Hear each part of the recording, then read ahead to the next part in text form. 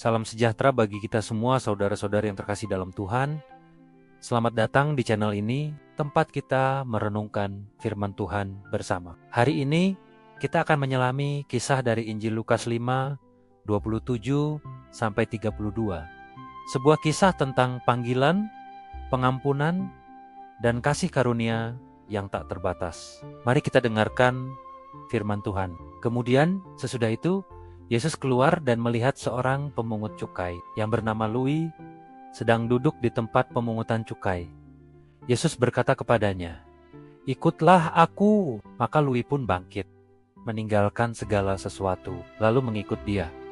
Kemudian Louis mengadakan perjamuan besar untuk dia di rumahnya, dan banyak pemungut cukai lain serta orang-orang lain makan bersama-sama dengan mereka. Orang-orang Farisi dan ahli-ahli Taurat bersungut-sungut kepada murid-murid Yesus.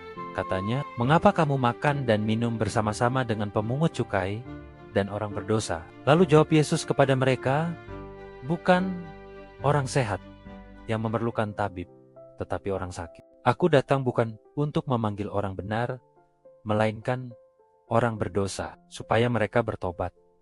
Saudara-saudari, kisah ini dimulai dengan Yesus yang melihat Louis, seorang pemungut cukai. Dalam masyarakat Yahudi saat itu, pemungut cukai adalah sosok yang dibenci dan dianggap berdosa. Mereka bekerja untuk penjajah Romawi, seringkali memeras rakyatnya sendiri dan dianggap sebagai pengkhianat. Namun, Yesus tidak melihat Louis sebagai pendosa yang harus dijauhi, melainkan sebagai jiwa yang membutuhkan kasih karunia. Panggilan Yesus sangat sederhana, namun penuh kuasa. "Ikutlah aku." Dan respons Louis sungguh luar biasa. Ia bangkit, meninggalkan segala sesuatu, dan mengikut Yesus. Ini bukan hanya tentang meninggalkan pekerjaannya, tetapi meninggalkan identitas lamanya, reputasinya, dan keamanannya. Ia memilih untuk mengikuti sang guru, sebuah keputusan yang mengubah seluruh hidupnya. Setelah itu, Louis mengadakan perjamuan besar di rumahnya untuk Yesus. Bayangkan, seorang pemungut cukai yang dibenci, kini menjadi tuan rumah bagi Yesus dan murid-muridnya. Dan tidak hanya itu, ia mengundang teman-temannya sesama pemungut cukai dan orang-orang yang dianggap berdosa lainnya. Ini adalah sebuah pesta yang merayakan kasih karunia yang baru ia temukan, dan ia ingin orang lain juga merasakannya. Tentu saja, tindakan ini tidak luput dari perhatian orang-orang Farisi dan ahli-ahli Taurat. Mereka adalah kelompok yang sangat menjunjung tinggi hukum dan tradisi, dan mereka memandang rendah orang-orang seperti Louis. Mereka bersungut-sungut, mengkritik Yesus dan murid-muridnya karena bergaul dengan pemungut cukai dan orang berdosa. Bagi mereka, ini adalah pelanggaran serius terhadap kesucian dan kebenaran. Namun, Yesus memberikan jawaban yang sangat tajam dan penuh hikmat. "Bukan orang sehat yang memerlukan tabib, tetapi orang sakit.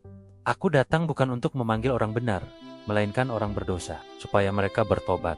Melalui perkataan ini, Yesus mengungkapkan inti dari misinya. Ia datang bukan untuk mereka yang merasa diri sudah benar, melainkan untuk mereka yang menyadari keberdosaan dan kelemahan mereka. Ia adalah tabib agung yang datang untuk menyembuhkan jiwa-jiwa yang sakit. Ia datang untuk memanggil orang berdosa kepada pertobatan, bukan untuk menghakimi mereka.